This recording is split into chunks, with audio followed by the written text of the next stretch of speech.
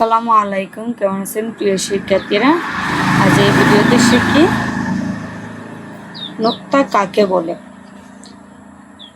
প্রশ্ন: নুক্তা কাকে বলে?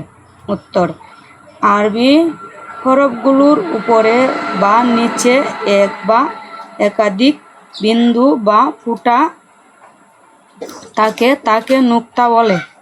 যেমন: এক নুক্তা, দুই নুক্তা, তিন নুক্তা।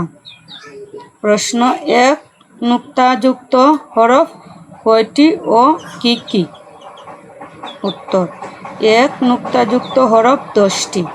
যেমন: বা, জিম, খা, জাল, জাল, দাদ, জা, গাইন, আ, নুন।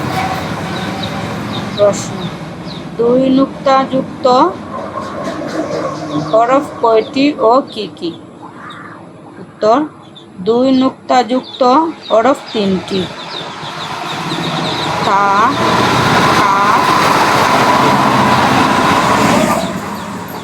তিন নুক্তাযুক্ত হরফ কয়টি ও কি কি? উত্তর: তিন নুক্তাযুক্ত হরফ 2টি।